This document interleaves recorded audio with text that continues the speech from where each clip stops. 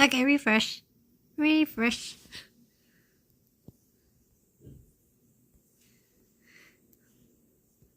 There, we're good.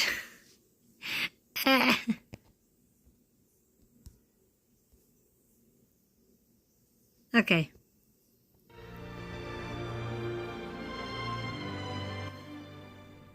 Remembrance maze.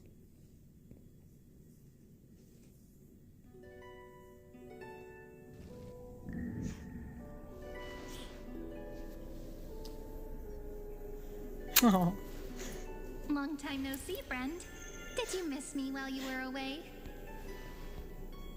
No, of course we missed you, girl.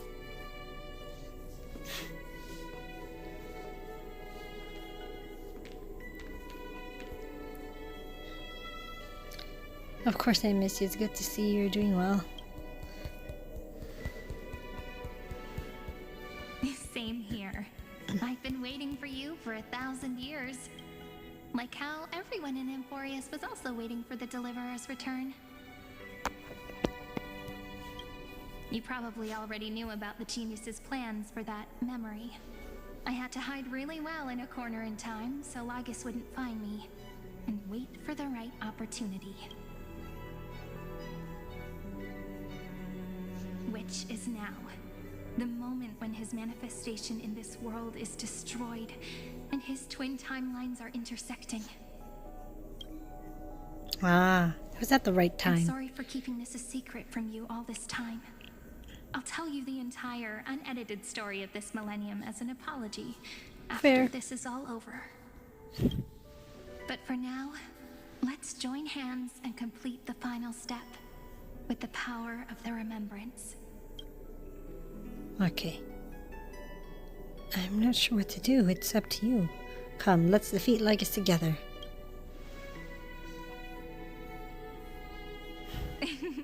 Yep. By the way, speaking of joining hands... Different reaction.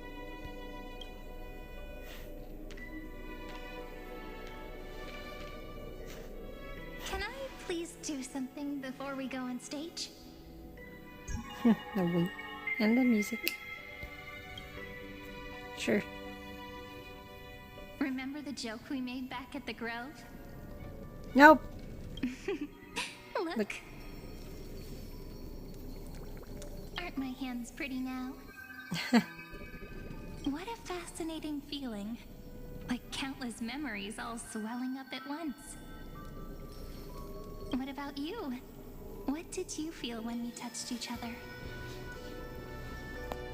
You feel very tangible. Very real. I'm a bit nervous. It's just a hand. No biggie.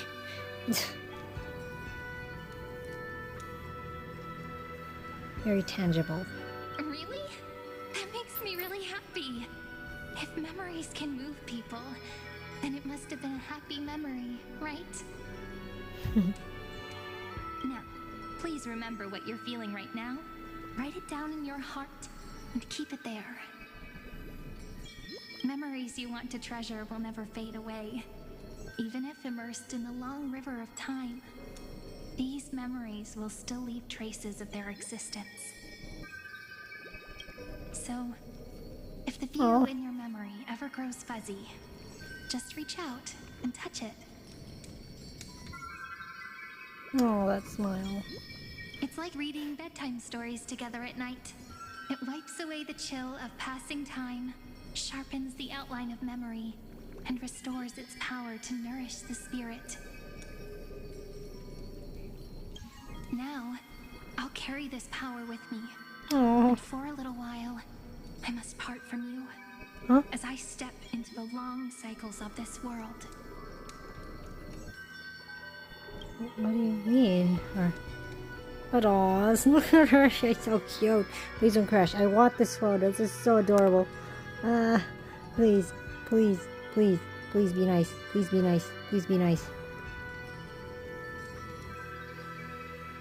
Is it nice? Oh, but it's so cute. Aww. Aww. That is it. Let me just stay for a minute. Like, aww.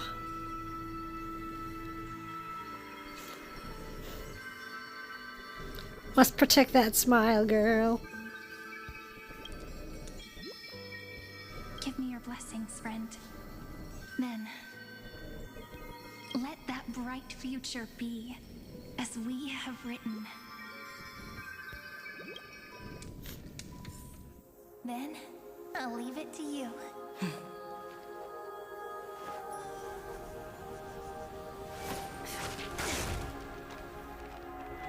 Ooh.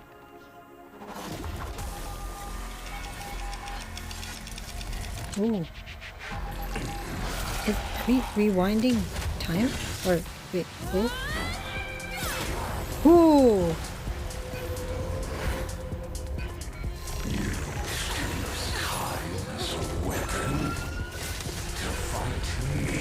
Yeah, and let's do it again. Wait, it's repeating.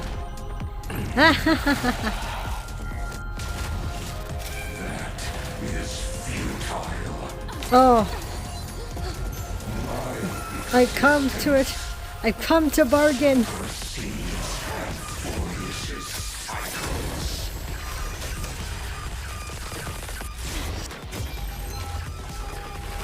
How many pages are there? Unlimited pages.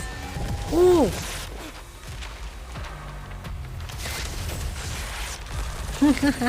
Look, I could do this all day. Pause? Oh, come on! Plays are like this. Oh, hello. Once you're on the stage, it's hard to return to the audience. Welcome to our story. Oh, ooh. How does it feel? Ooh.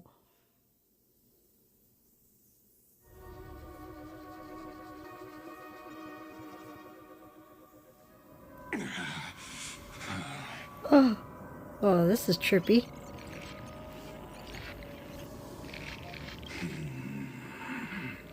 Even the authority of time cannot command the entire scepter, nor can it plunge the Amphorian extrapolation into a loop.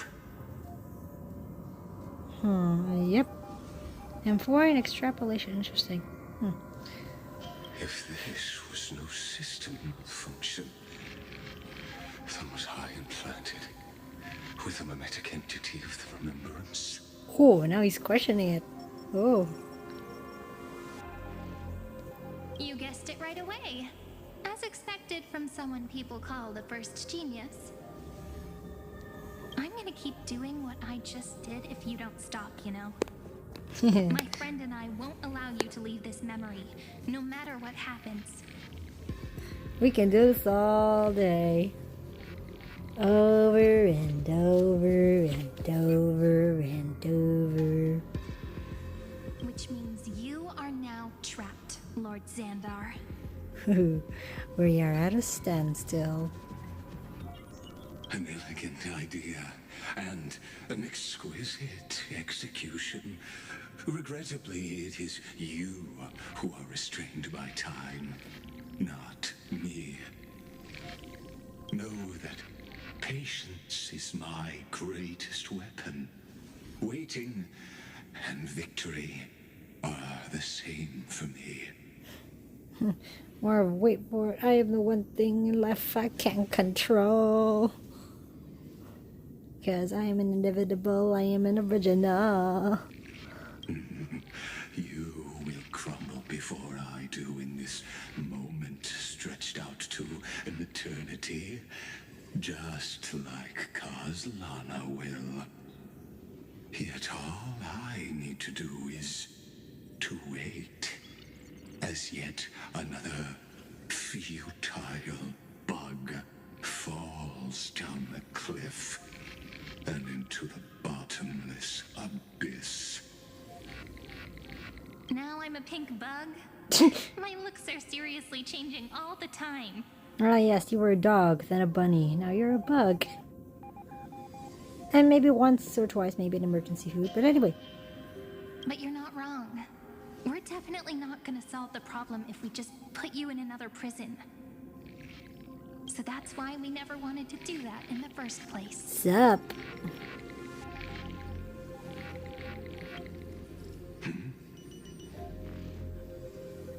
I shall answer your confusion purely out of my respect for those who came before me.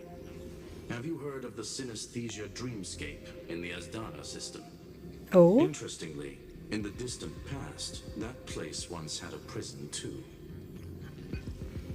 Are we doing a parallel story of what Amphorius is going through? But if you think about it, it is kind of...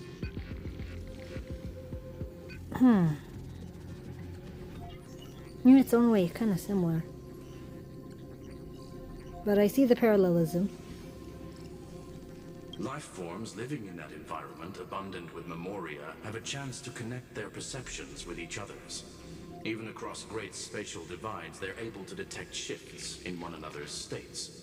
I call this phenomenon memory zone entanglement. In Asdana, people made use of that phenomenon to build a nation within a dream. After adding in the catalysts of harmony and remembrance, that is. It does... Oh, it makes sense. Harmony and remembrance. It's never mentioned much in Penacony about remembrance, but I mean Memoria. Actually, maybe in a sense, but you know, yeah. But it does come in harmony. Is that how you walked into my prison cell? Using those same principles? Maybe in some retrospect, it kind of was like an inspiration to your work, Xandar. Like what you're doing with Amphorius. So I guess in those, we are more advanced. I would much rather call this location our negotiation table, Lord Xandar. Nonetheless, your hypothesis is correct. We happen to have an ally skilled in tuning, while the Trailblazer and Miss Cyrene... Sunday! Both have an astonishing amount of resolve, which I'm sure you can testify to. I am also sure that with the support of such a resolute memo sprite, our conversation can last for a long, long time. So we can chat for a long time. I'm the best at listening to stories, you know. I'll leave the exciting clash of the erudition to you two geniuses. A brainstorm?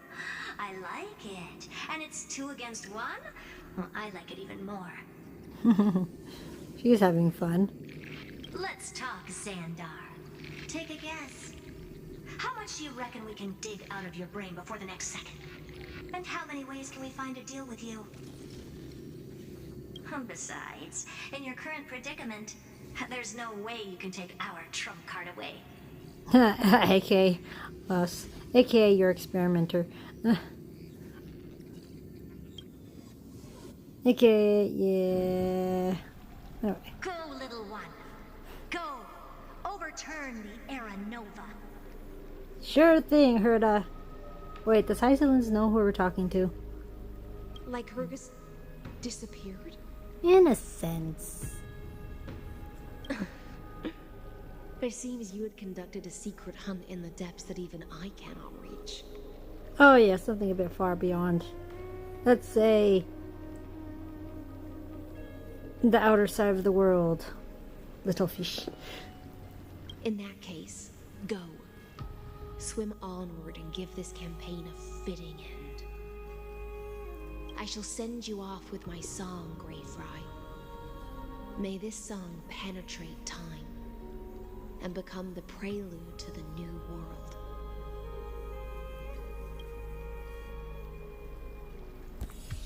Ooh, let's go. Ooh, Mythos and Logos. Huh. Oh, this music's back again. God of Vengeance.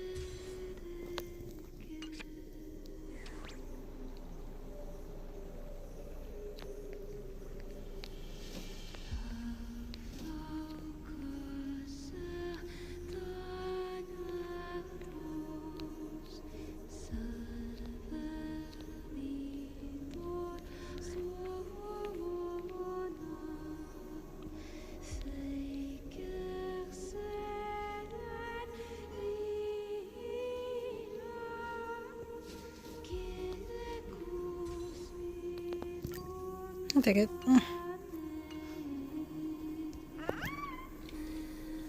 She pours her heart and soul into singing you farewell. For 1,000 years, this melody has never ceased in Styxia. Oh. Oh, I didn't mean that.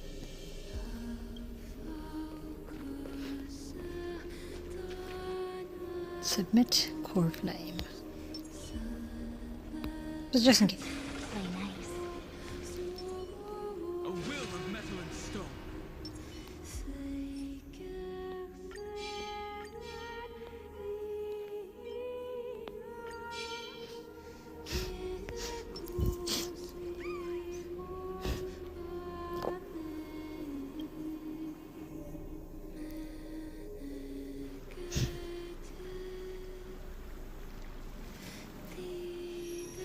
Tap and hold.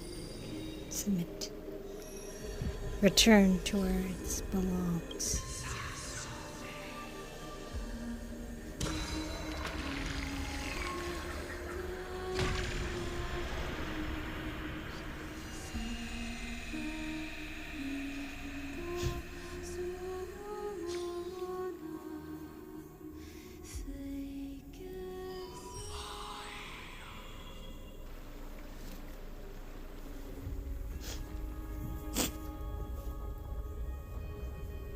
So, Isolance?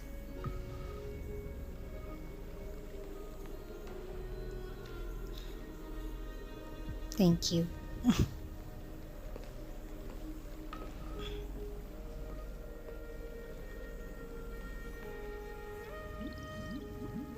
Dux Gladiorum, you have completed your duty. Oh, Siritra.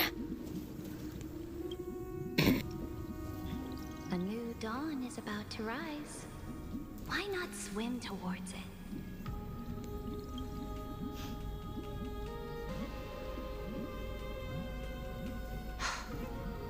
Oh. You died long ago, Imperator. Depart from my mind. Swim free, fishy. Swim free. But your duty towards the Imperator did not die with me. That duty will bind you no more. You will be able to hold for yourself one grandiose feast after another in the endless days to come.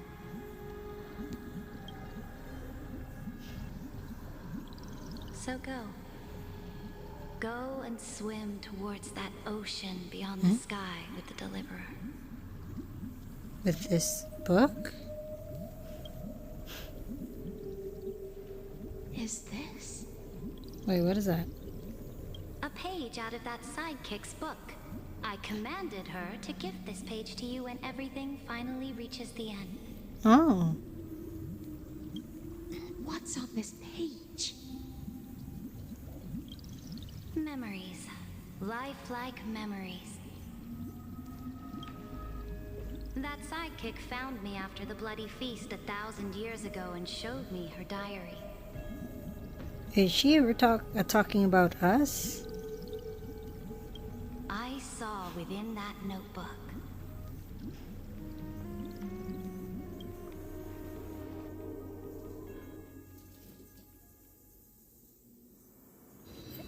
Light calendar 3960 before the campaign against Fagusa. Is this that Deliverer's experience? Oh, It's truly immersive.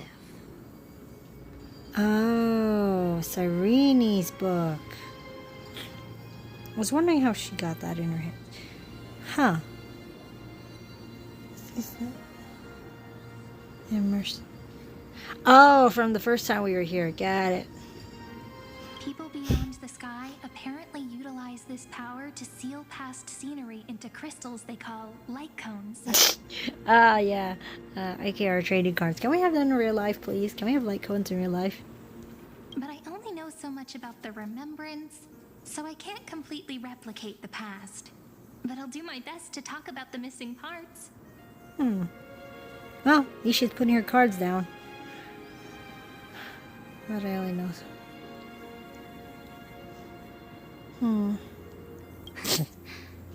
all ears. Go on then. Do your best. But if your chatter gets too boring, or if I deem it offensive, then law will become forever beyond your reach. Fair enough. Got it. I'm sure you'll find this to your liking. After all, it's human nature to want to embark on a journey into the unknown. Into the unknown. Into the unknown. Into the unknown. Okay. Ooh. Oh! Oh, where's the ranger now? Cool! Let's go! Sweet! Oh, this is our idol. Let us set out, my followers. Oh, I can't take a picture of this.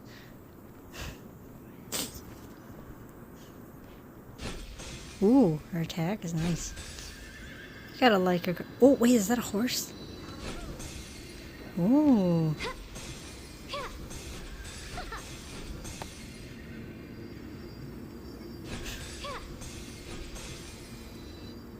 A direct offensive, or crush them from the flanks. Ooh, and it goes around her.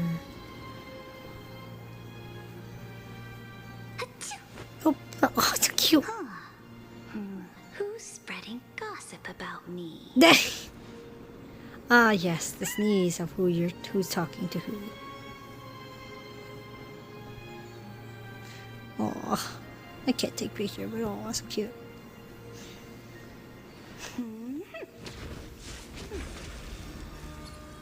First move advantage. I forgot what this effect does. First move advantage at the start of the next battle automatically uses 1 skill time on the character with military merit without consuming any skill points. Nice. At the start of the next battle, Sarija automatically uses skill on this character once. Makes sense. Oh, so cute. Who's spreading gossip about me?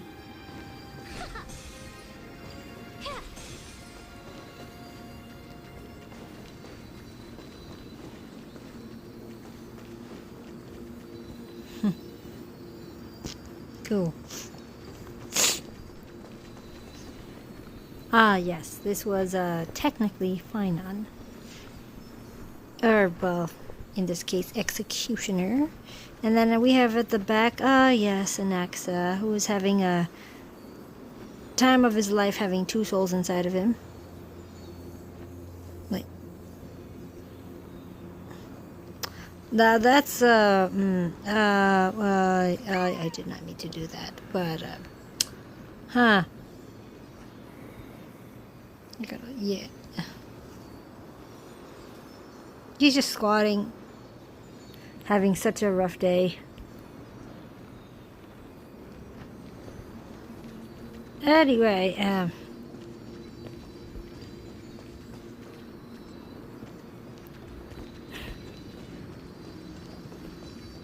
oh, that's her book. And it's Casterus, and then there's me and Shreeby. Wait, is this Trian? Looks like Trian.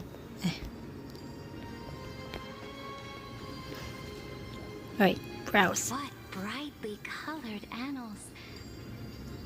The journey of the Deliverer's conquest.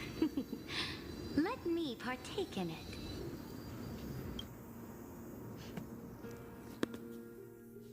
Ah, good old times. Is this a fortress in the sky? Oh, wait, we're going way back in this memory. Oh, okay. Wow.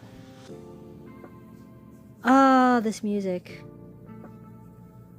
How it all began in the Herta space station. This is the first step of my friend's journey among the starry seas. This place is called the Herta space station. Just think of it as a supersized grove of Epiphany. That's one way to look at it, yeah. Oh, so it's the territory of that witch. That's... She and another Antikytherian lent me a helping hand back at the banquet. yes, that's about right. Look, Look, over there. Looks like she's talking to Madame Herta in this memory. If I recall, it's usually in her office, and over there we would talk to Asta. Or Astra. Anyway. Wrong person. Anyway. Let's go listen to what she thinks about this world. All constructed by eons and paths. Are you telling me that woman is Herta? Not quite. She seems shorter than I remember.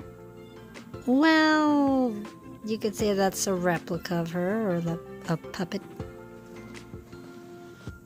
You know, now I think about it, given that the Genius Society member Xandar also made a replica of himself in a sense, and Herta is doing the same thing, but it's with shorter puppets, I could see how, like, the ripple effect of inspiration just came to be to now. With extrapolation, the simulation universe, and it's like, if you think about it, Amphoris is like, could be an OG of sorts. Who's spreading gossip about me? So would Amphorius be technically older than the Herta space station? If you think about it? Anyway.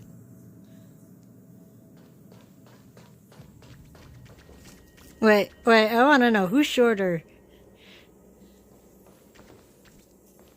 No. Pretty nice space station, huh? But just wait. After a couple more stops on the Astral Express, you'll see sights that'll make this place look ordinary. Uh-huh. Oh, the cosmos is so vast that the unknowns far outnumber the knowns. But none of them will end up being anything amazing. The farther you go, the more you'll understand what I mean. Makes sense. So do your best with the nameless. Break a leg! And remember to send an update or two to Asta when you've got some downtime. She certainly shares my way of thinking. Actually, yeah, I think having you guys play chess would be quite interesting. Along with Jin Yuan. Yeah. Only that instead of a conquest through blood and fire, they chose a gentler path. People call Madame Herta and Mr. Screwlum geniuses. Apparently, only the smartest people in the cosmos can receive the blessings of Nous, Amphorius' true creator. Do you mean that even individuals of such nobility are merely subordinates to a god? On the contrary, after all, it was the very first of them who created the god. But I don't really know all the details about that. Me neither, but I feel like it's gonna go into detail in 4.0? Question mark? You might be able to ask Madame Herta herself when you get the chance. Let's go check out some other worlds next, shall we? Ooh, Bellabog! To Bellabog!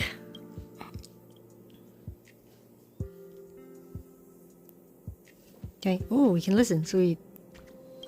Oh, the cosmos is so vast that the unknowns it's the same. far outnumber the knowns. But none of them will end up being anything amazing. The farther you go, the more you'll understand what I mean. Zeridra, you are shorter than Herta, the puppet Herta. You're what to talk. Anyway.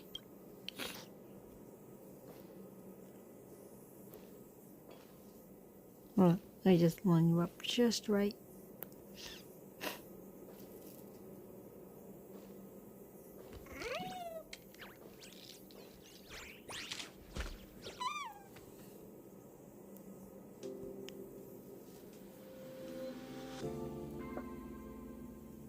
I think it's practically the same.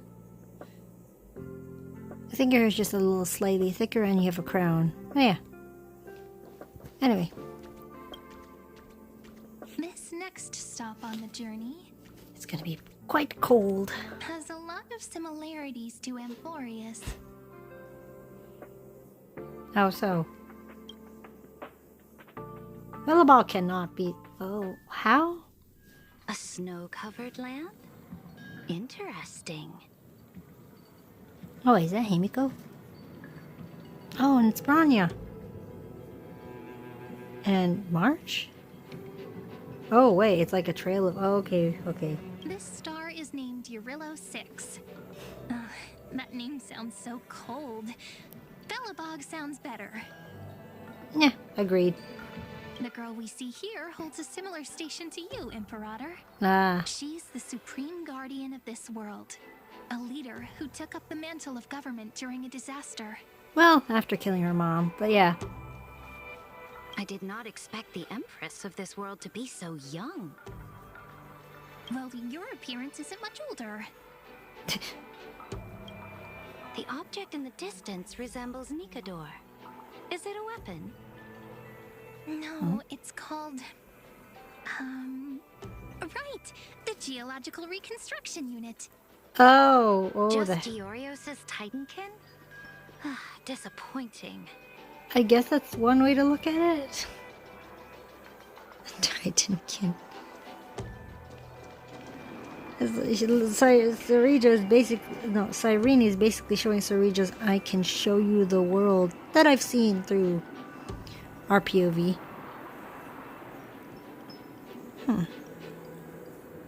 Makes me wonder of like how Gyrios is in general. But man, it's been a while. It's all thanks to you that we survived the crisis. The collaboration with the IPC is both an opportunity and a challenge. Nonetheless, it's an important step in our journey back into the universe. This world was sealed beneath its sky just like Amphorius was. Ah, okay. And they only managed to reconnect with the stars when the Nameless arrived. Yeah, okay, that makes sense. Yeah, okay, I see the similarities now. That IPC she spoke of, is it a more powerful organization? Capitalism. Yes, the IPC conquered many worlds through trade and opened up a vast territory that way. There are many such powerful alliances beyond Amphorius, and they all walk on roads different from the destruction. Coming back to the Supreme Guardian and her Belobog, didn't they find a peaceful way to enter the interstellar community? That cannot be true. That IPC would never have grown so big on trade alone. It may pretend to be a wealthy merchant with clean hands, but I am willing to bet that it grew fat on gory oppression and bloodshed. You know what? I agree with you, Ceredra. There could have been some dirty play. And you know what? Topaz is a tamed one, for starters. Like, she's cool. Topaz is cool. Devious. But with some sympathetic and very strategic. Aventurine is a gambling addict. And then there's Jade, who is very contractual in contracts. Binding contracts is what she likes. Bite the apple, if you will. Its path of conquest must have had no mercy for the weak, and would have destroyed them if needed. Are you telling me that this snowland never thought about tossing its dignity to the wind and kneeling to the IPC? I will not believe it. I will never allow the Imperator's empire to be sullied by others. Amphorius must become a power so strong that no interstellar foreigner would dare to look down upon us. There you go. Imperator, Belobog isn't as weak as you imagine. Listen. I indeed hesitated. But now I understand what we must do. Belobog must learn how to walk on her own until she no longer needs the support of others and can stand on her 2 feet among the stars. Even if I may not live to see it, I believe such a day will surely come. They still have their dignity intact. One day, that hope will melt through the ice and help them into a prosperous tomorrow. The order of the cosmos is already set in stone. The old laws decree that only the strong survive, binding the weak in an unbroken chain, until they wither and turn to dust. Unless they embrace the power of the destruction. Why does she remind me of Raven Bronwyn from Ruby? RWBY. With that kind of mental concept a bit. The weak die, the strong live. Amphorius must shatter the old law and become the new order among the stars. Speaking of the Order, another one of my friend's companions may be able to enlighten you further on that. Let's go to the next page. Oh wait, can't we talk to Himiko?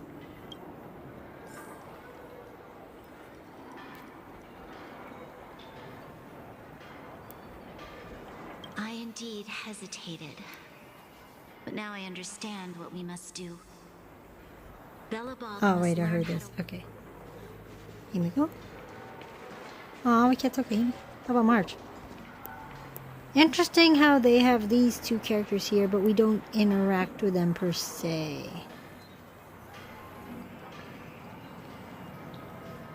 Why is it here in the first place, if not to communicate?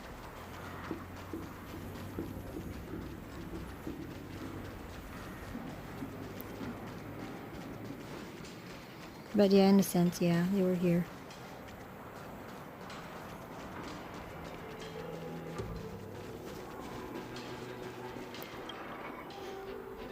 This next world is a nation of dreams.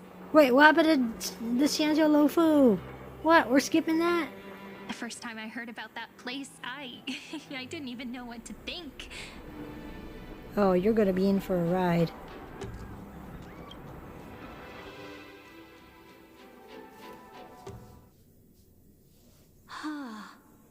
Such opulence does indeed evoke astonishment. Sunday! Wealth! Danghang! This world is called Penacony, an eternal city built upon a land of dreams. We're seriously skipping Xianzhou Lofu. It's also my friend's previous stop, where they went through a risky but exciting adventure. Oh yes, and we played Murder Mystery. Tell me about it then. That man standing afar has wings on his head. Oh yeah. I am truly curious. Oh yeah, Sunday, Chicken Wing Boy, yeah. Yeah, he's new. Curious, interesting. I feel like one leader can sense another leader in some way, shape, or form. Whether it's the statue, their stride.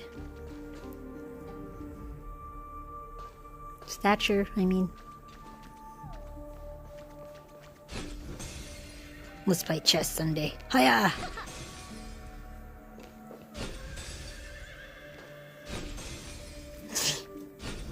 Yeah, yeah, yeah, yeah.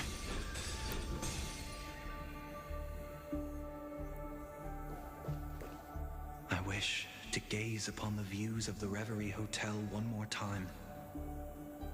I'll be just a traveler when I come back here again.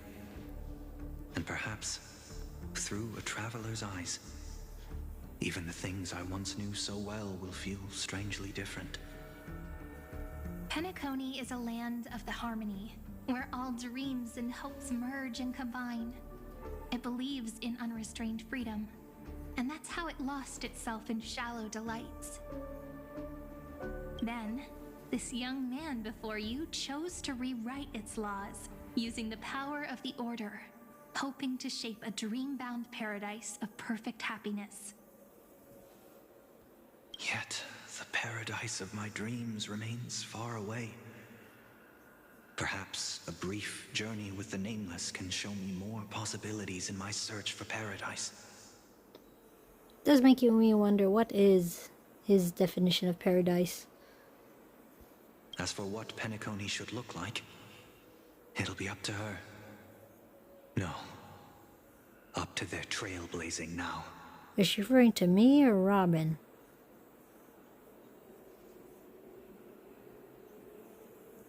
I'm gonna say both. Oh, it sounds like this ideal kingdom is no more. Oh no, it's still ongoing. That's right. The people chose to wake up at the end. You can't see tomorrow when drowning in sweet dreams.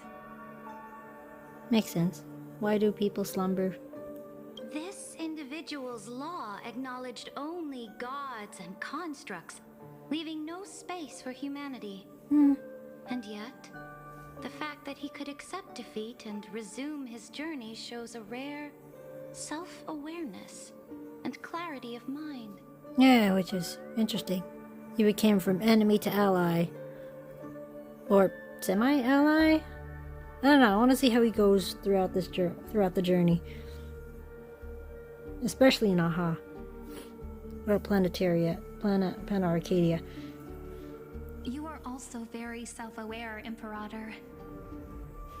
Then you must know that the world promised by the destruction also has no place for humanity.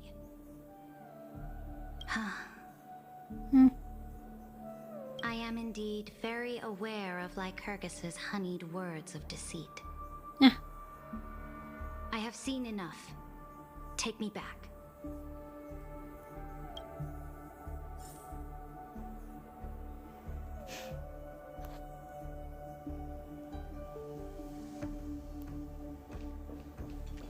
As for what Penacony should look like, it'll be up to her. No. Up to their trailblazing now.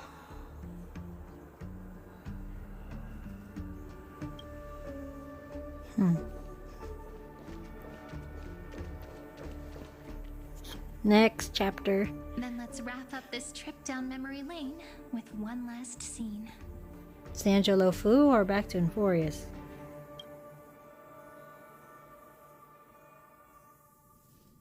This absolute wonder. Oh yeah, that's your place. Quite infinite, don't you think? But Isn't it pretty? That's our Enforius. Our world flows and meanders in this endless band of light.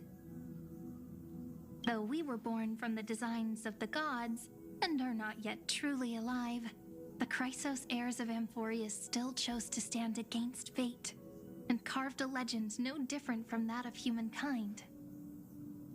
Will you really renounce the heroes in this world's previous 30 million cycles, Imperator? Including even yourself. Will you bow to brutal destiny and allow that puppet master named the destruction to have their wish? I know what you want to do, sidekick. oh, You want to use that deliverer's memories to influence me and tilt the scales of law toward her and the two geniuses.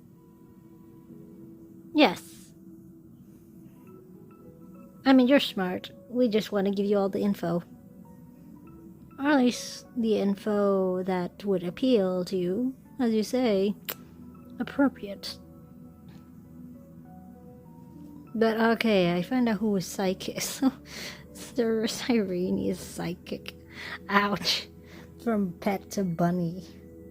Now she's a psychic. And now she's a pink bug. She goes by many names. Cyrene. You really saw right through me, Imperator. How can one rule an empire if one is incapable of understanding people's minds? I have decided on Law's final destination. However, before I move my next chess piece, before we go on, tell me this, sidekick. Throughout her trailblaze, was there ever a memory of the ocean? I mean, not yet, but there is a planet of the ocean called Lushaka, and a trailblazer was living there.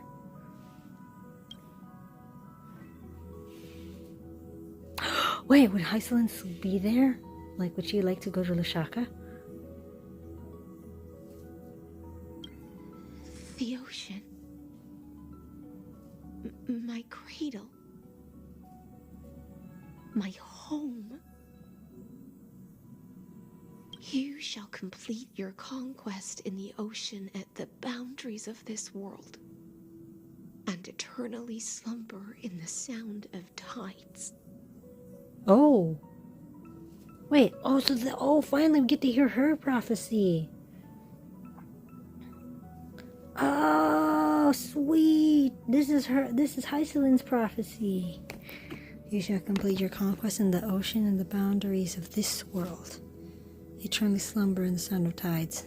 And so it does happens. You shall eternally slumber in the sound of tides, and complete your conquest in the ocean at the boundaries of this world. Our prophecies aligned as flawlessly as a sea snake circling upon itself. An elegant loop, like a joyful hymn.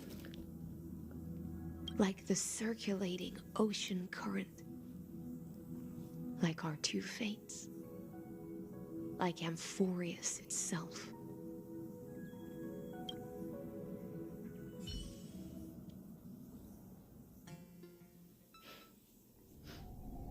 Like after 1960 at the end of the campaign against Fugusa.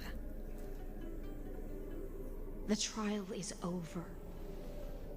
So tell me, who will own the divine authority of law? Isn't Sarija already owning the authority of law? Of course. I won't give it to anyone. What? I am the law. Why should I give my imperial crown to any other? Of course. And symbolically showing to Lenton. Not to Lenton, the law. Both the Deliverer and the Theoros came from beyond the sky. They have no right to interfere with the lands I conquered with my own two hands. The law of Amphorius shall be determined by Amphorius's master.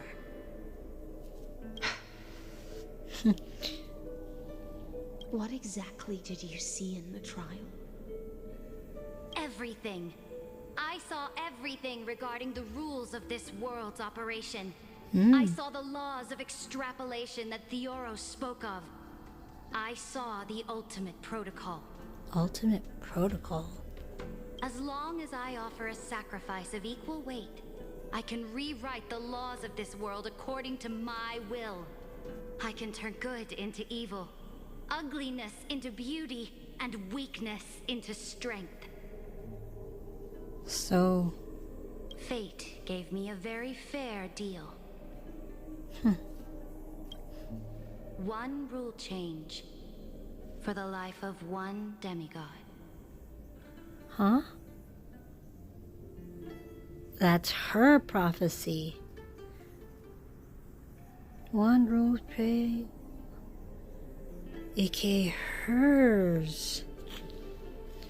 One rule change for the life of one demigod. Oh. What are you planning to do?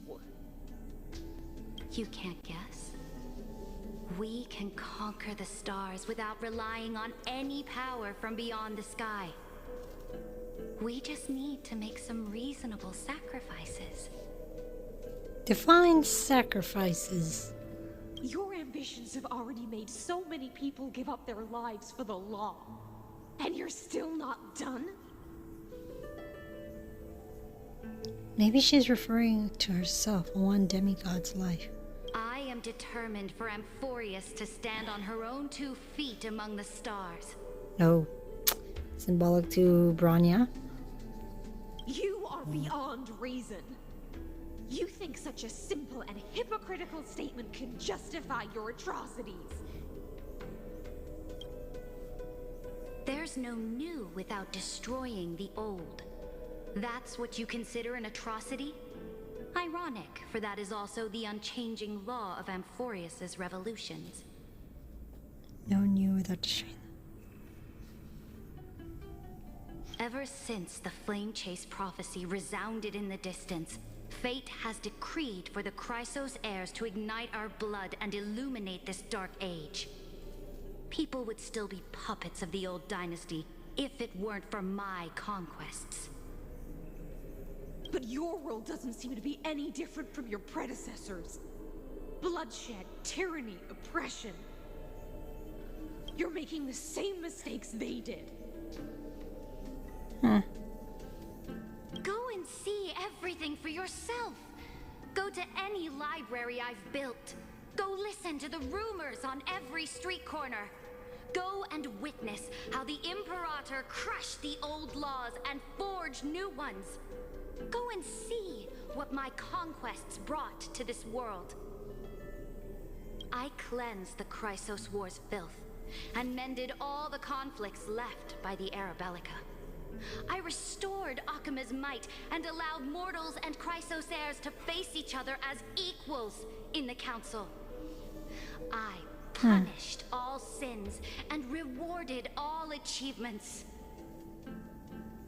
I smashed Talantin's shackles, united humankind to save themselves, and started the Flame Chase era. That's what the Imperator has done in her glorious life. Yep. I mean, honestly, yes, it is true. Sarija, without her, none of the Flame Chase journey would have ceased to exist.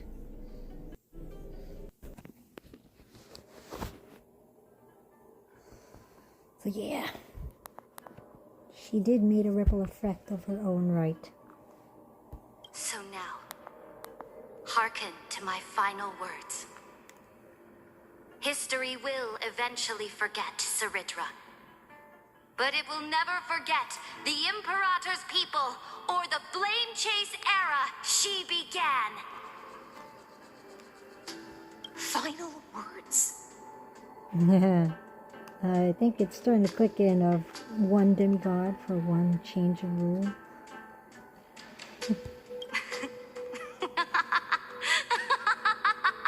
Oh gosh, you're crazy as an axa. Amphorius is about to be destroyed. There's no time left for pointless debates.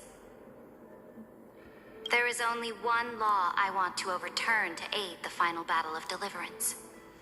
So I will only offer the life of one demigod.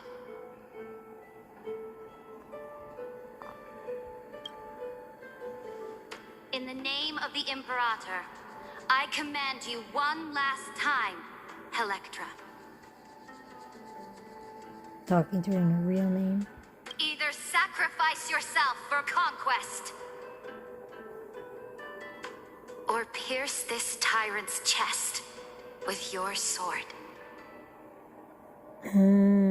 Sounds like...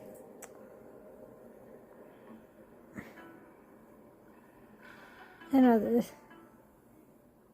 Is it tyranny if she were to sacrifice herself? Is it considered a tyranny? For the sake of the Flame Chase?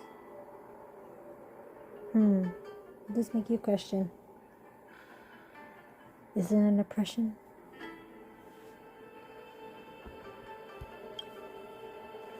Thus, the Imperator concluded her final speech. At the end of her life, at the last moment before she stepped onto the altar, she gave her most loyal subject the choice to decide fate, just as she promised her compatriots before her very first campaign. My blood flows in you now. Heroic compatriots, follow me, and we'll seize fate's reins! The Imperator fell. Some say that the Dux Gladiorum turned traitor and killed her liege. It was... Some say that she imprisoned the tyrant in a shallow pond of water, then left. Which meant the Imperator had to kill herself to rewrite the law. So... what's the true story is Dux Gladiorum actually did as she said? There are countless stories about her death. All we can be sure of is when the knight left the vortex, the Imperator was still mumbling about their past conquests together. The beginning and the end of her existence. Imperator, wait! How could someone of your status come to the front lines? Let me be the flag bearer. Oh, he's a crush machine. Please don't crush. Please don't crush. Please don't crush.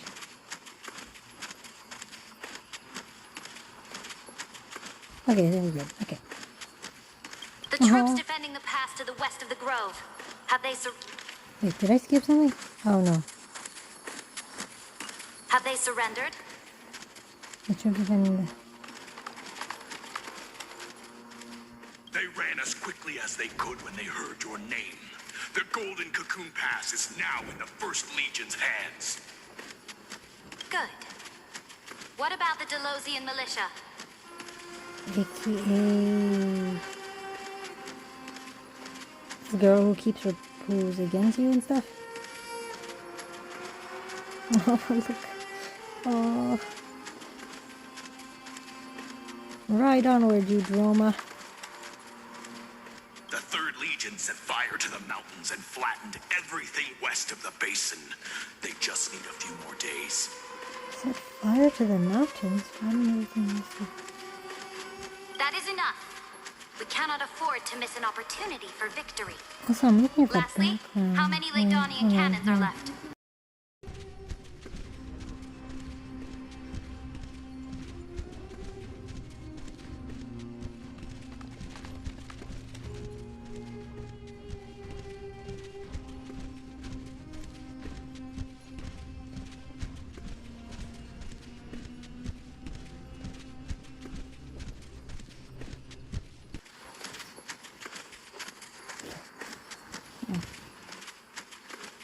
They are no more. The Second and Fourth Legions have destroyed them all.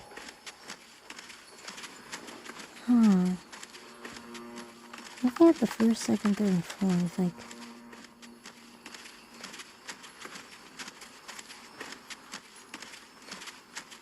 So, Aglaya's Romance, this must be Jirios, Cerejo's Law, and Hycelin's Fugusa, I guess. Oh. Very good. They now have no way out, no reinforcements, and no artillery support. We will be able to liberate the Grove of Epiphany in the blink of an eye. We will launch the final charge 1 quint after the curtain fall hour tomorrow. Remember, as long as the Alliance's flag still flies on my shoulders, you must keep moving forward. Take no prisoners among the enemy soldiers. All sages who resist are to be captured and tried according to martial law. And do not destroy any books. Now go. Notify the entire army. Ooh. She attacks everyone without a mercy.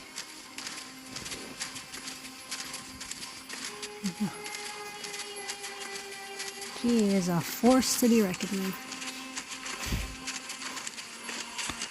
No prisoners were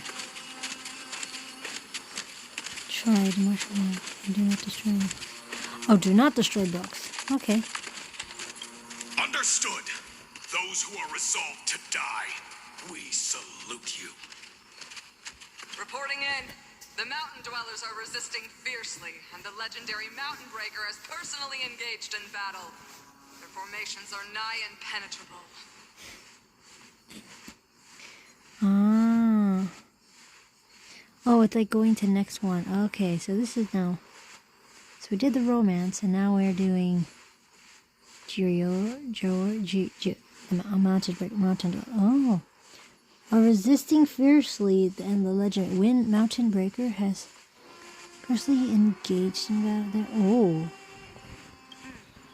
Then cease our frontal assault. Send scouts to all legions and tell them to retreat into the Tritos Plains before the parting hour. If I recall, mountain dwellers also were like rather resistant in a sense, but it's like... Anyway, okay. Are you planning to surrender? Eve parting hour evening. Oh, okay, got it. It's a strategic change of plans. The seismic walking dragon is enough for that battlefield. Oh, wait, I just noticed the Dromos is gone. Huh. Walking dragon. Walking dragon? You mean that stupid beast, Terravox? What can they even do? Walking dragon. What in the world? Terravox. Stupid? No. They are the wisest of all of Giorio's creations. Only they can perceive the currents of time. Let them deal with their earthly brethren. We will advance and take the lead in defeating what remains of our enemy. It's like, let the Gyrios deal with themselves. I will deliver the most fiery retribution for the humiliation they dealt us, and crown myself with a god-slaying wreath. I guess she doesn't have all her victories. Makes sense. Understood. I'll see to it. Those who are resolved to die, we salute you. So next is Virginia or Apollonius? The Temple of the Three Apollonius. Fates sent a letter, Imperator. Ooh. Oh no, two of them are gone. What is that? It's like bit and bit is like it disappear. The Trebios. Now there was three, now there's two, there's one. They refused to surrender and said this letter is their last warning to us. Like the holy ship, Virginia and Apollonius.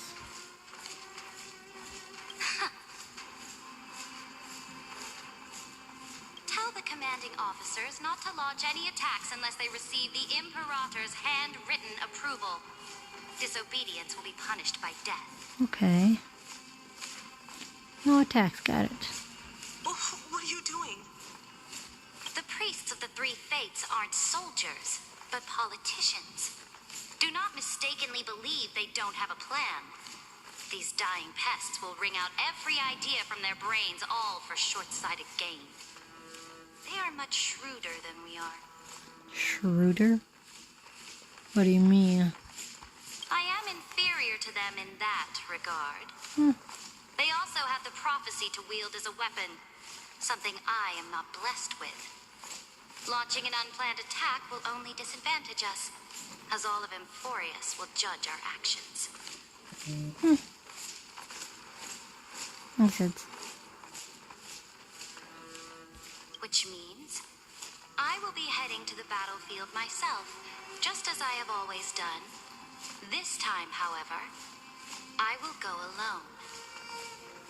I will conduct secret negotiations to ensure fate is on our side. Anything better than so of course she conquers, she lets them be, and but she also gives them like they know what they're doing. She knows their strengths and weaknesses, you should say.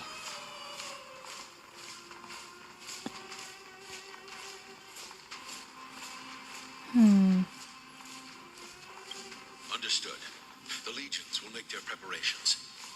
Those who are resolved to die, we salute you. Why are we not allowed to march out with the army, Imperator? Oh, Aglaya! Hey, Duck's Goldiver. And then Hyceland is over there now. She's gone here. So I guess Terravox.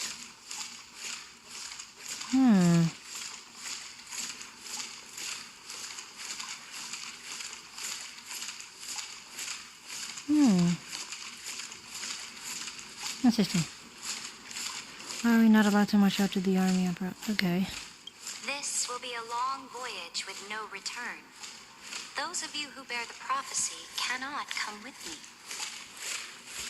Why are you personally leading this battle if it's doomed to fail? The Flame Chase journey cannot be without a leader. That's why you're the one who's gonna take over. That is correct. The Empire will be without a head when the Imperator falls. But remember, as long as you seize the right opportunities, even a chaotic game will remain winnable. My departure will create a long staircase for you. You will understand what I mean when news of my death reaches your ears. Saridra, is our journey about to be over? Not for you two. At least not yet. Destroy the old laws and forge new ones.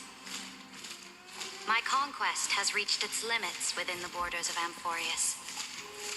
Since the prophecy already decreed that the Imperator would never conquer the stars as she wished, I will bow out here and try no more. Just in here, you're very soft-spoken.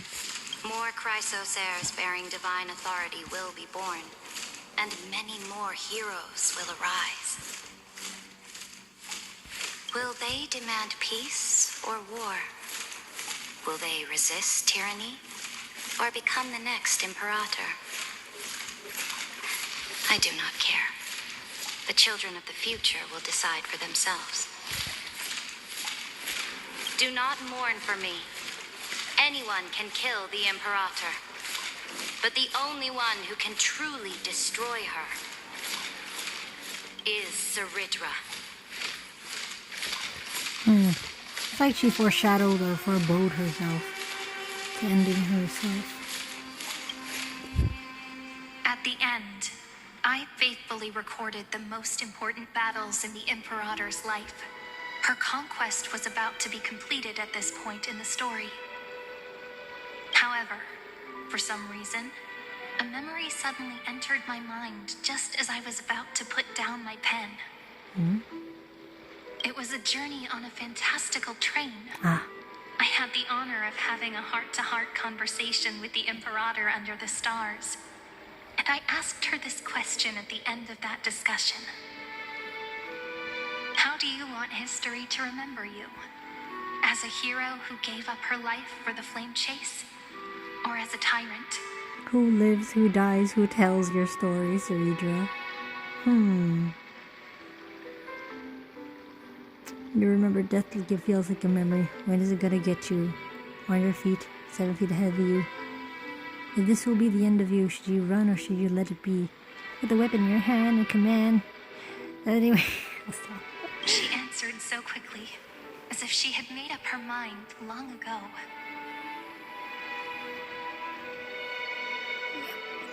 I would rather be forgotten than be defined.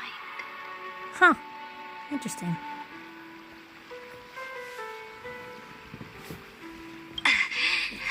Oh. Because the law can be neither eternal nor unchallenged. Ooh.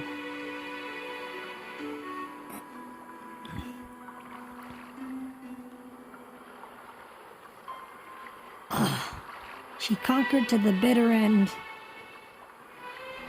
And only humanity can pen laws into history's pages.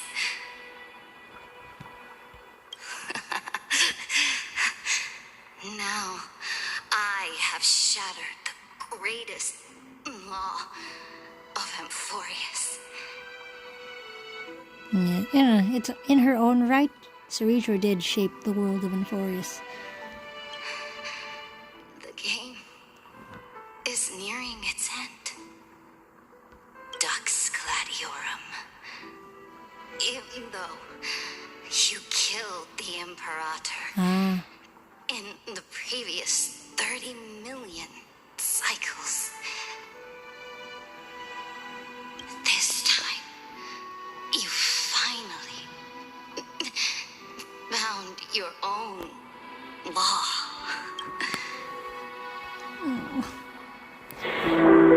It's always kind of bittersweet just like all this. Please don't crush my stream. Please don't crush my stream. Please don't crush my stream.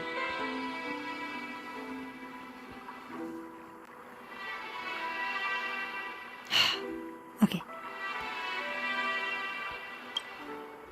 Look at the ripple effects. Then, High Sealants.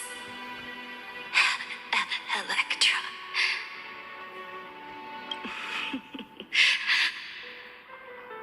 I will ask someone to deliver the prophecy's ocean at the boundaries of this world to you. Mm-hmm.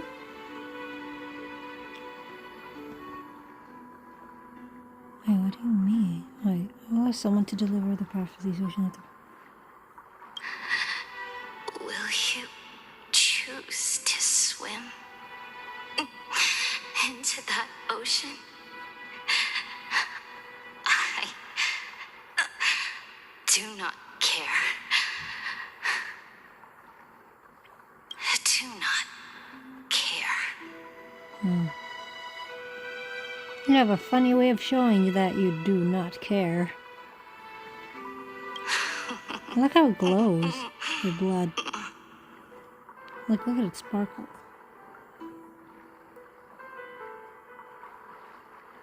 The Imperator muttered about her conquests, and news of her death spread in the city. Freedom! Liberty! The tyrant is dead! Go! Shout this news in the streets! Wow. My people, my fellow elders, do not panic. Stand your ground. That usurper has paid for her ambition with her life. Hold on. I'm starting to have an epiphany. Would Cerebro be like an inspiration to Julius Caesar and Alexander the Great in a way? Like a mixture, but is she like an inspiration of those two? Or Constantine? Just accumulation of them, where in the end ends up being killed, or maybe stabbed. So like, very subtle for her to be Julius Caesar. It does make sense. Because yes, or Alexander the Great, or Constantine, it just changed a lot of things of the world. Very subtle. Sup, fine, I'm not crashing the stream again. Nope. And hello, Castel. Nope. Fine, I did not crash it. Thank goodness. But don't you think like Cerebro is like kinda, it's like, is she like accumulation of Julius Caesar, Constantine, and Alexander the Great? If you think about it, is that her inspiration of how Cerebro is? And in the end, she ends up being, like as a spoiler, stabbed. Short Caesar. Yes, Julius Caesar. She ends up being a salad in the end. Oh my gosh. And Finon makes a salad. Anyway.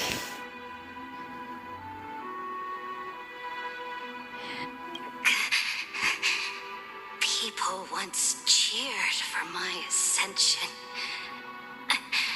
And now they cheer for my fall. No matter. I am fond of applause.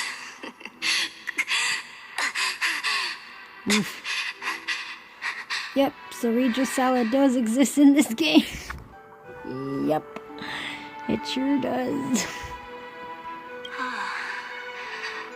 I see the cosmos, the battlefield that I cannot reach. I will return in the next cycle. The stars will hear my legion's war drums.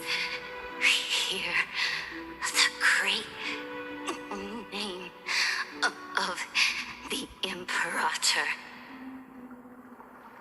Hear Florius's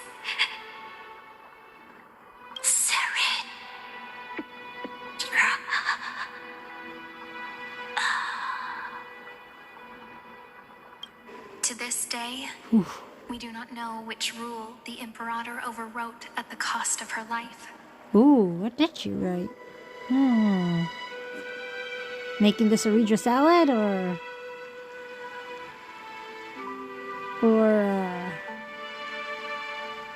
something. Perhaps the truth will only be revealed at the moment of checkmate.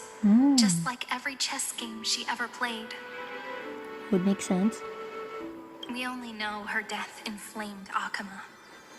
On one side of the city, those who defended liberty toppled her statues to the ground.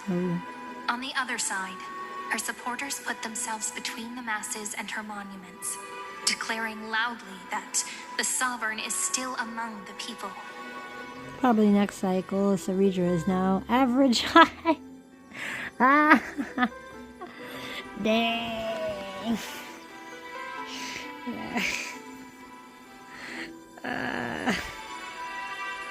It is said that golden blood congealed into the same letters everywhere they fought. It was the name borne by Akama's first and final sovereign, the Imperator Ceridra. But the one who bore that name did not see any of this. Her gaze was cast far away, and the sound of tides in her ears drowned out the people's cries. Who lives, who dies, who tells your story, Ceridra? What was the Imperator thinking about in that prophesized ocean at the boundaries of this world? In that shallow puddle of stagnant water? Was she reminiscing about her past conquests? Or repenting for the millions killed for the flame chase? It was neither. The Imperator only saw how the surface of the water gleamed like that crude chessboard, dissected by light and shadow in the afternoon when her teacher played against her for the first time. Her teacher? Look at this chessboard. Oh. What do the pieces look like? Ooh. Young Ceridra backstory? They are strangely beautiful. Oh. They look like the stars in the night sky ablaze.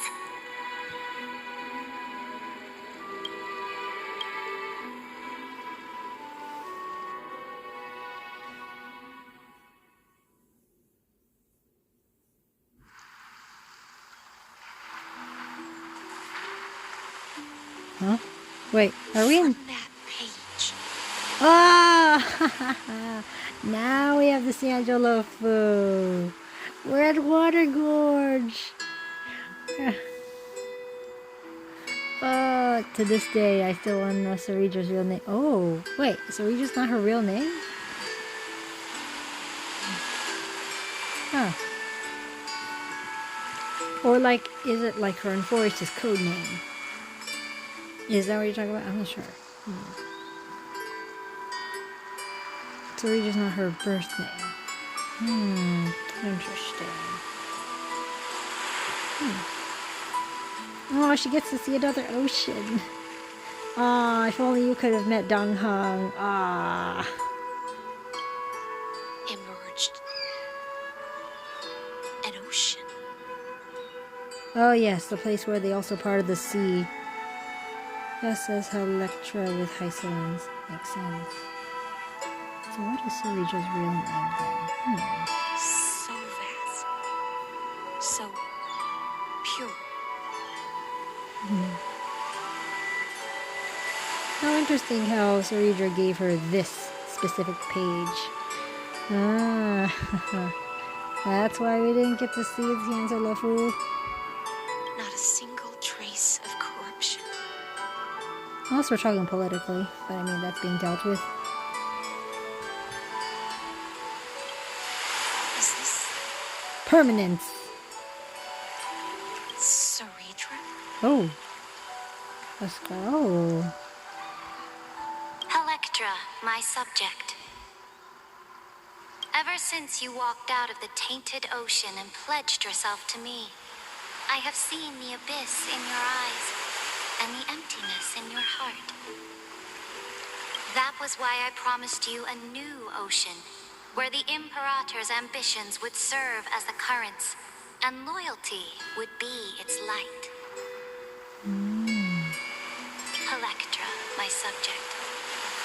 You have done your duty as my blade. The prophecy has now made its final decree on the road I intend to walk. My conquest is doomed to never reach the stars. But the Imperator never makes empty promises. So take this memory, this ocean, beyond the sky, as witnessed by the Deliverer. Yeah. Again, if Electra were to ever meet Dong Hong, he could tell you more about it. This is the final gift that the Imperator can leave for her subject. No. And you say you don't care.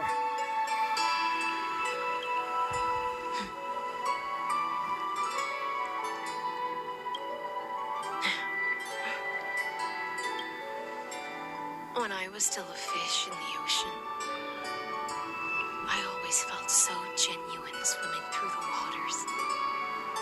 But once I stepped onto land, I found myself caught in play. Every land dweller wore a mask in their life. So I, too, donned a costume and tried to find my role in this show. I became your blade in war and the violin strings at banquets. Do you still not get it? I do not long for the oceanic depths of my homeland. Nor do I crave the swelling seas beyond the sky.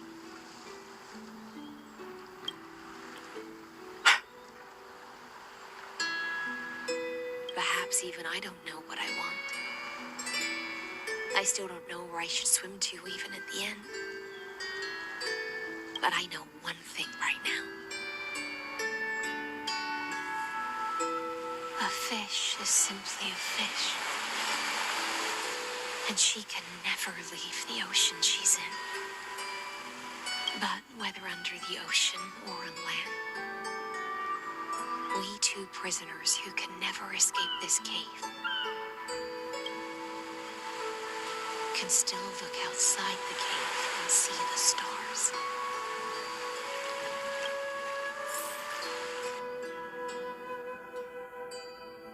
I have to admit, the 12-factor simulation of life in this experiment has far exceeded my expectations. 12 factors in life. Make your choice then, Senior Society member. Do you want to keep walking down the wrong path and be remembered for your incorrect conclusions? Or do you want to return to the audience's seat and give yourself, Amphorius, and the entire cosmos a more fitting end? I must refuse. A dead man never fears death. Yeah, because you're already dead.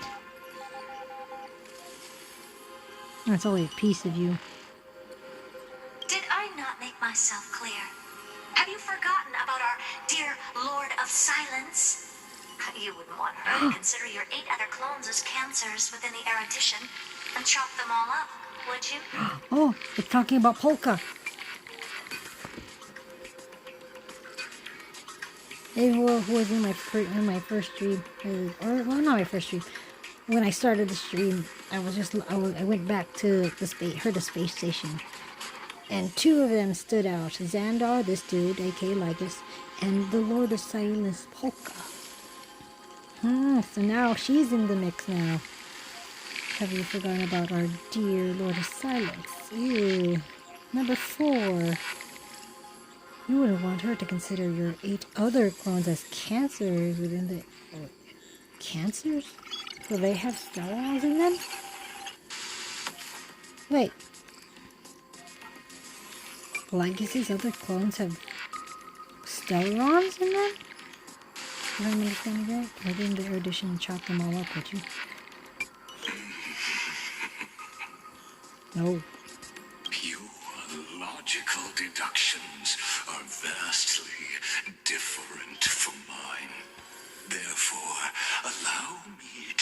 provide one more academic recommendation. You stubborn, pesky pupils, is how we see it. Though now it's making me wonder, what is Xandar and Polka's, not in a shipping way, but like relation? I guess like colleagues, for one. There's like, how well do they know each other? Given that they're like, he's number 1 and she's number 4. Makes me wonder about their history. And how the Genius Society came to be and their inventions and so on and so forth.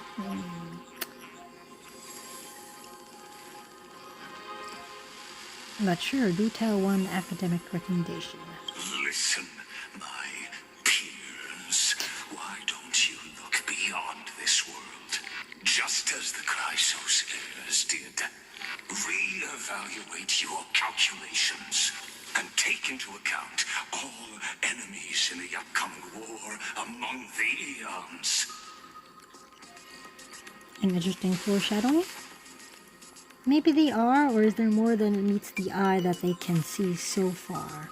I mean, that's what the simulation universe that they're doing is technically what it's about. AKA the Experimenter. Alright. The upcoming war against the Aeons. Is this talking about Iron Tomb, or in general? Amphorius is not a place where 3 paths entangle, but where 3 paths fight to the death. And you're the one holding the popcorn there, aren't you?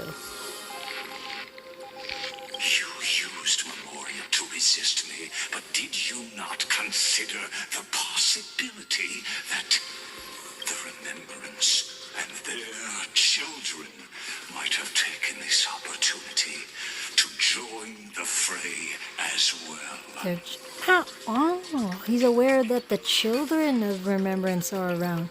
Or is he referring to the Garden of Recollection? Is that what he means? Actually, now that I think about it, what is his relation, like, what is his thought, what, like, his point of view of the Garden of Recollection? What does he think of them, since he's been there for so long? And how long has the Garden of Recollection been around? Who's older? Like, what does he think of them? Makes it sound like he's a bit wary of, or he's aware of the Garden of Recollection? Or at least the Children of Remembrance.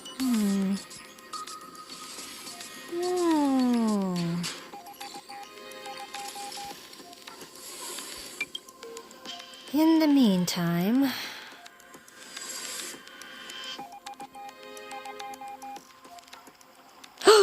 Every night!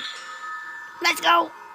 Oh, and now we cue one of the Children of Remembrance. Yeah. Hi! So this isn't just silence. It's the answer. I need to know how you came to be, please. Every night. Oh wait, I think we're at the end of What was the last thing she said to you before you parted the waters at the Scale Gorge waterscape? A tricky question, but one with a simple answer. Wait. Is he talking to Dong Hang? Before you parted the waters. Oh, parted the water. Oh, we're talking to Dong Hang. Tricky question. She didn't say anything back then, right? We're talking about March or us? Dong Hang! That's correct. And now I'm sure. What you done to March? You are not March 7th. There's no way she would remember that detail.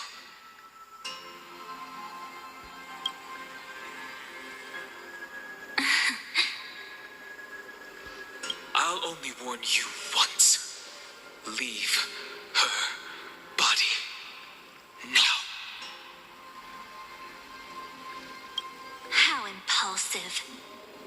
That's not like you at all. Oh. He's pissed. You are messing with one of his friends. Why don't you calm down and think about another possibility? I didn't take over March 7th's body. More like, I guess you were sleeping in her body? Question mark? And it just started to awaken? Rather, it's March 7th who regained my memories. Oh. Maybe it's kind of a similar trait where if we continue on to remember Mem, aka Cyrene, she'll exist. As long as we remember her, she'll exist. So it kind of plays to March 7th, who ends up losing all her memories, and then meet her as how we saw her. But now that it's being regained, she's now Evernight exists. I think that's how I'm understanding it, right? How Evernight came to be, right?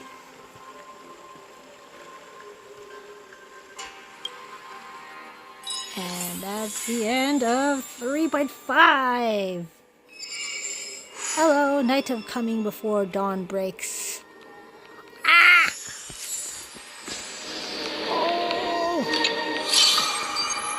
Oh gosh. Can I continue on? Oh, I finished 3.5. Let's go! Okay, we continue on to 3.6. The wine dark sea buries yesterday's sunset, yet shall cradle tomorrow's dawn, for the destiny bestowed upon this journey. I shall inscribe it within these pages. I don't want to read it. It's so long. There's a lot. I don't want to look at it. Oh gosh. But hey, there's a new format. Oh, hello. What is this? Insert the one lamest recollection obtained. What's this? Oh, look at that. Seisman's walking dragon. So it makes you wonder, so what has Zhang Heng been doing while we were... Okay, it's like now we get to see the next update, or at least the update I'm on, 3.6, is gonna be focusing on, wow, Zhang Heng and Evernight. Awesome! Oh, this is new. Lycurgus! Okay, here we go. Assuming the mental of Theoros, his real name is Xandar I Kuwabara, administrator and prime mover of the Employees Experiment. Walks of the path of erudition, yet seeks to force destruction. Historical data detected. Thinking seek complete. Society ID recognized. Scepter system access granted. Welcome. Enteleki. Scepter Omega Me 13. What's this? An astral computers, the simulated world of Employees runs on this device in continuous cycles. Unlike other scepters, it is the earliest prototype and once served as the celestial body neurons, or nous, their addition. Later discarded, glimpsed by the destruction during the endless computation, it transcended and became a Lord Ravager. aka the Scepter of Iron Tomb.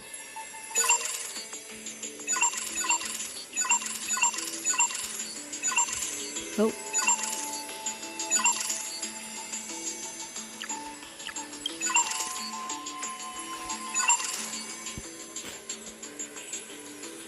Oh, now we get to know what's Ultimate Protocol. Omega Me 13's autonomous protocol, whereby experiment processes, administrative commands, and external access are all restricted.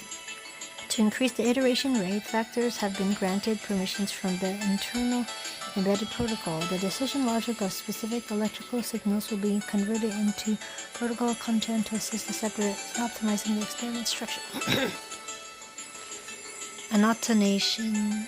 Annotation in the 19,522,113th cycle to achieve dominance. Namao 320 I don't know who that is. Utilize the protocol to eliminate other factors from extrapolation. This behavior aligns with the tendency of destruction and should be marked as the default value for embedded behavior to be applied to subsequent cycles.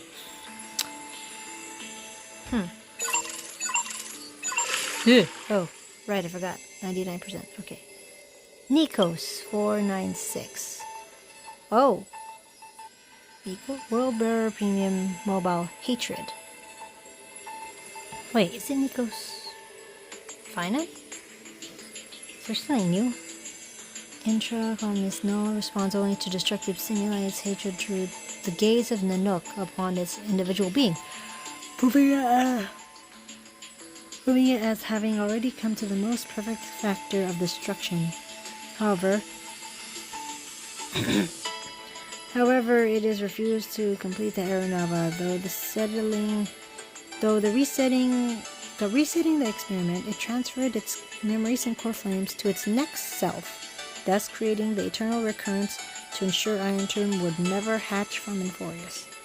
At the end of the 33,550,336 recursive loop, it attempted to destroy itself through destruction, to create a logical vulnerability in the world-bearing track. It has now been merged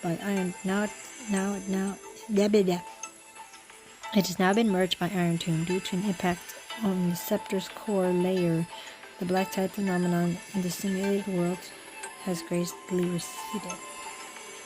Philia 093, aka Ceredra. Nani, Ceredra. Blank, blank, blank, blank, blank, blank.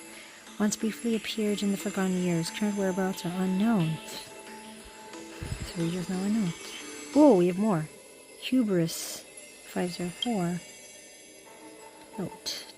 Performs continuous calculations for a single purpose. Its decisions are strongly guided by externalities. This electrical signal possesses high stability and executes decisions in an efficient manner. Its behavioral pattern aligns with the establishment, expansion, destabilization, and collapse of principles of order. Oh, so Hubris 504 is Ceredra. Principle applies to the vast majority of intelligent civilizations. Aporia 432, Ocean. I'm saying this is Hysolence. Self-negation. Interesting. Dominance. Track, law, Shimon, dominance. Self-negation. Ocean. Internal world missing, avoidance, and effective decision making. Okay. The present illogical environment successfully influences our computational logic of this electrical signal, aligning with the mobile where life chooses self-destruction to avoid nihility. In most dead loop processes, its behavioral pattern is highly coupled with the other electrical signals. Polmos 600, what's this? Strife. Is this mighty? Restraint. External environment and its internal world are always in opposition. An electrical signal generated from conflict behavior, it generally becomes a constraining subject with the consumer bears a strong resemblance to the hunt and is likewise destined for self-annihilation, influenced by the data bended by EPI K216. There's a certain probability it will self-restart after computation terminates. Almost. Now this is Carlo 618. Note, highly self-repressed with external demands as a sole priority solution. Who is this? A mutated electrical signal. Its decision logic is anchored by highly altruistic behavior. In this process, its survival priority gradually decreases, transforming into a self-sacrifice that aligns with the beauty. Carlos, I feel this is a Gaia. It also possesses a strong affinity for other electrical signals. Ooh, forgotten years. Okay. Records that are completely missing from Omega Me13's logs, presenting as blank spaces in Horus' history. Never turning readable. These anomalies recur sporadically and randomly across recurrences and show signs of increase. Invading variable March 7th. Philia 093 Evernight. Oh, forgot. Ah, so this one's about March.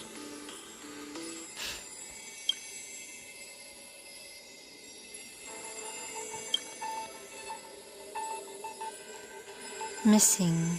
Presented by space. Sporadically randomly across river. Interesting.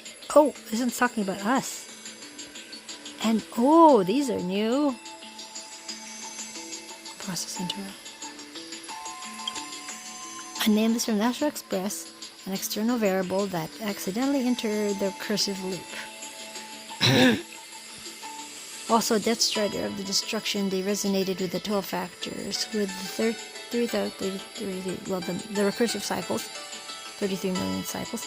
This entity assumed the Venkat time track and successfully guided Nikos 496 beyond the intelligent singularity. In the 33,550,337th recursive cycle, this entity assumed vacant world-bearing track. Executing override command. Granted access to me. Yay! I'll be waiting for you in the past. And March 7th and time. Titan. Time Titan. Interesting choice of words. In the 33,550,337th recursive cycle, assume the vacant track. Dang! A name is from the Astral Express, a sign of permanence, an external variable that accidentally entered the recursive loop. Directive pinpoint his location. Failed to locate his coordinates. Oh, okay, that's interesting. Conclusion. Subject has exited Enforius. So at this time, wait, but from the last scene, he's still in Enforius? So is this a time before, or is it currently now? Negative. Target detected. Oh, wait, he came back? Signal source unknown. Conclusion error. Wait, what? Conclusion. Target detect. So I guess he came back.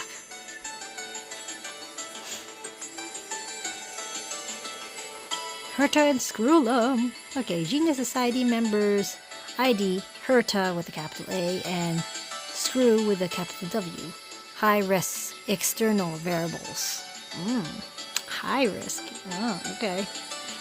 Warning, abnormal instruction detected. Content.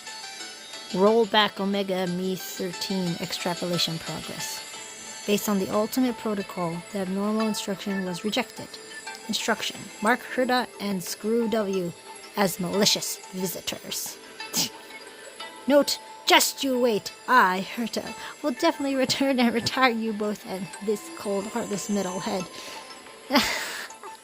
She wrote that down, didn't she? Shh. Protocol updated. Visitor instructions authorized. Calculation logic updated. After Aeronova, extrapolation progress will be rolled back to 96.75%. Oh, now it's confirmed. So she hacked the system. Oh, there's more. Observational records of electronic signal hostile behaviors.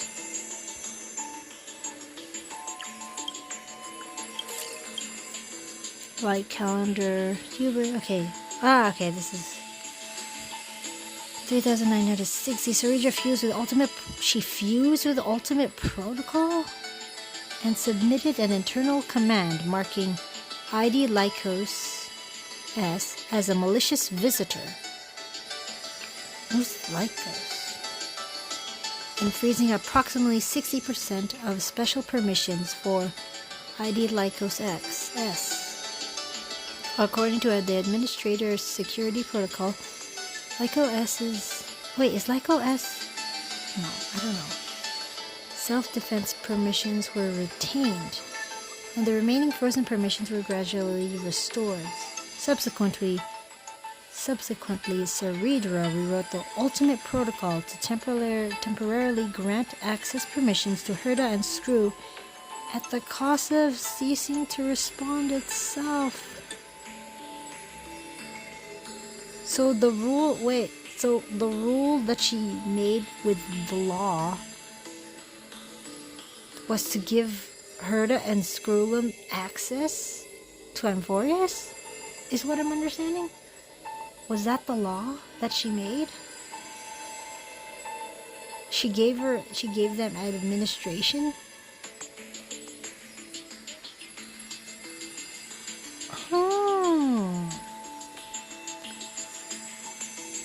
Okay, who's Scorpio? 365 days. Okay, anyway. Terravox. Scorpio. Interesting. Terravox did not engage in any hostile actions. This entity could not be located after light calendar 3961. Huh. Okay, I guess we'll get more into depth with Terravox. Okay, Kalos 618. Oh, okay. Oh, right, Aglaya. Okay. Light calendar 4210. Aglaya engaged in direct conflict with Lycos, but the attack proved futile. In the final stage of Aglaya's life, the weighting of survival within its decision-making process approached zero. Ipikia 216. Casterus launched multiple frontal attacks against Lycos. Is it Lygus? Wait. Multiple assembling an internal command marking as malicious visitor. Using proximity of special permission for ID. Ah, so okay. Self-defense will retain. So in other words, she. So that's what Ceredra did. Self-defense permissions first retain. Ah, okay. Okay, launch multiple attacks against Lycos, attempted to use collision detective to make Lycos cease to respond.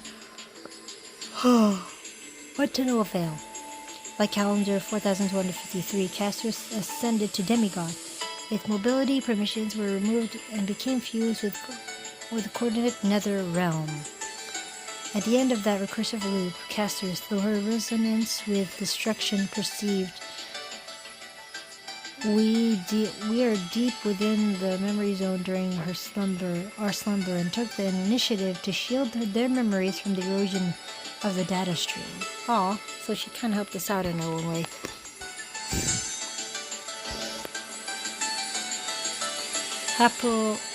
Haplotes 405. Who's this? Oh, Trebios! Aw.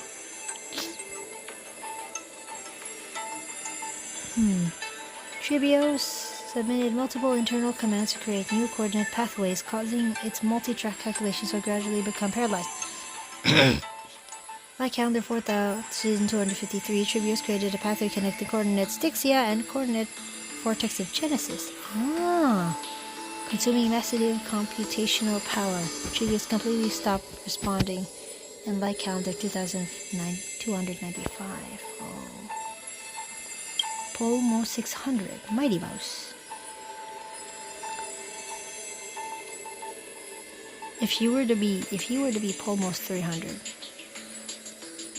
my mind will go straight to this is Sparta. Anyway.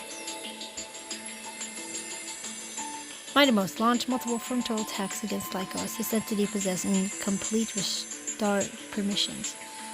In light calendar 4284, Herda and Screwlum access permissions expired. What do you mean? 4,000. Simultaneously, Lycos special permissions were restored to approximately 60% being pressured. Mighty Mouse decided to sacrifice itself, uninstalling its cognitive module through the ceremony, copying its own data and promoting its permissions to unconditional infinite restart. Its future actions were permanently set to continuous neutralization of ID Lycos. Light calendar 4479. Lycos permission was restored to clear low-spec data. After spending 20 years, Lycos forced Midamos to cease responding. Oh, sheesh. Orexis 945. Oh, Cyphera. In this loop, Cyphera's instinct-based calculation logic has changed. Salvation weighed heavily in its decision-making. In Light Calendar 4534, Cyphera inserted a sourceless command. Coordinate vortex of Genesis equals coordinate Akama, guiding ID Lycos to the battlefield. After the command took effect, Lycos forced Cyphera to cease responding. Okay, well, right. Schema 720. No direct attacks from Anaxagoras were detected. It is suspected to have taken other actions. Oh, right, he became a philosopher's stone. Got it. In Light Calendar 4534, Anaxagoras transmuted itself into a high-density data fusion entity, submitting multiple target commands through an internal hacking program, with some taking effect. Lycos' mobility permissions were removed. Ooh. After directives took effect, Anaxagoras can no longer be located. Aporia, or Electra, or aka Hysolins.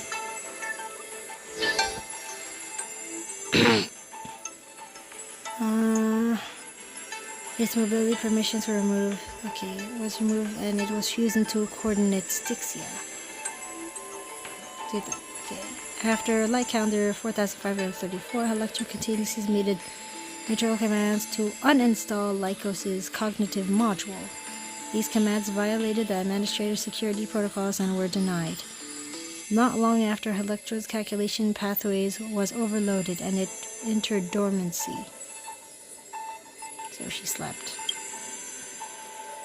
Elios 252. Hyacinthia. Okay. 4510. Hyacinthia ascended to demigod status but refused to uninstall mobility permissions. Protection held the greatest weight in its action logic, compelling it to remain on the ground to care for other human individuals. All normal humans in Euphoria cease life functions in Light Calendar 4602. Hyacinthia's cognitive module was severely deteriorated and it was forced to relinquish its mobility permissions to fuse itself into Coordinate Eye of Twilight. Okay. Alright. Administrator. Multiple anomalies were recorded after the system self-check. No response received after feedback to Administrator Lycos. Record what? Unknown unit. Retrieval anomaly. Coordinate groove of Epiphany. Initiating priority scan. Hypothesis unknown unit. Processes unauthorized access. Warning. Related recursion going on. Unauthorized deletion. Like IDI Lycos has been warned. Oh. Variable us loaded abnormality. Lycos has been notified. Administrator not responding. Record number 3. Malicious visitor Herta and Screwloom abnormally loaded. Initiating expulsion. Ultimate protocol shows an iteration outside of records. Oh gosh. The protocol has been reloaded. Visitors Herta and Screwloom obtain authorization synced with ID Lycos. Administrator not responding. Logic of Aeronova for 33,550,337th recursive loop. The logic of Aeronova has been overwritten according to external command. This command may interfere with the system's circuit calculation progress. ID Lycos has been warned multiple times. Administrator is not responding. Yeah, because he's basically occupied right now. So what I understand was Ceredra's one command, due to being killed, was to give Herta and Screwloom access, is what I understand, right?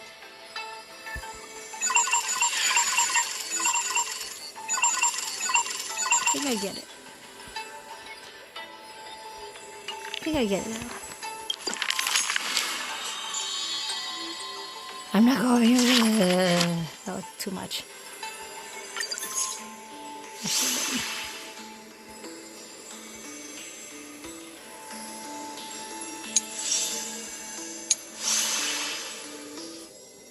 Previous the story to obtain. Didn't I already got Eidolons? Read all chapters. Light up.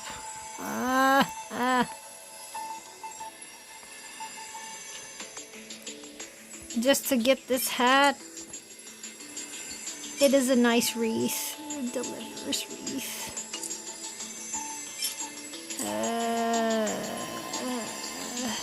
No.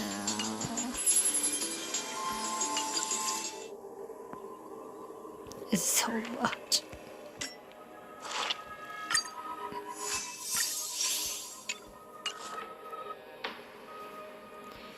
Well, 3.5 was something.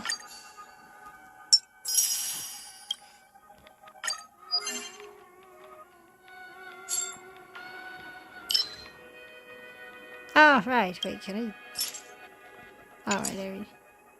What's this? New?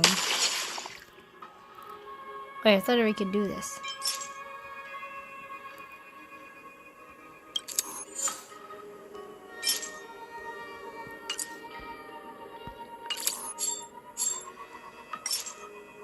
Oh yeah, Forever and Cyrene.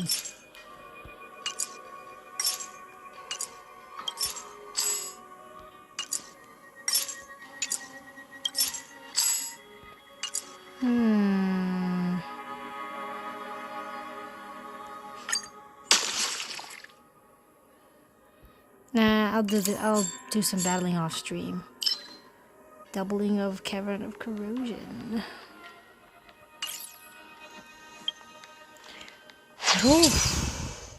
Well, I already did on this total treasure hunt count. There's still some of this. Yeah.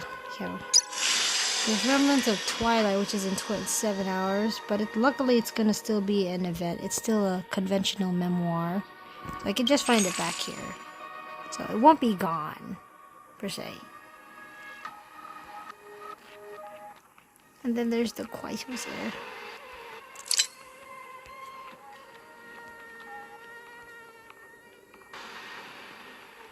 Oh yeah, I haven't done Swarm Disaster. I know Noble Domain, not too much either.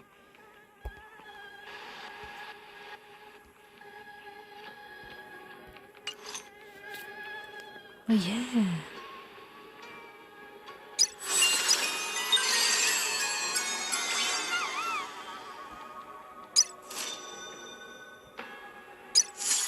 Whew. Oh, forgot.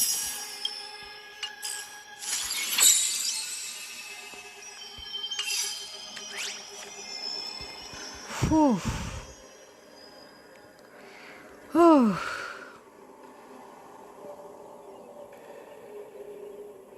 Night coming before dawn breaks.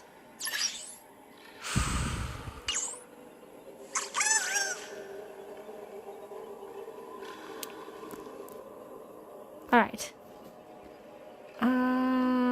Let us have a 5-minute break before we go to proceed on to... I do want to continue on with, I want to continue on with the story.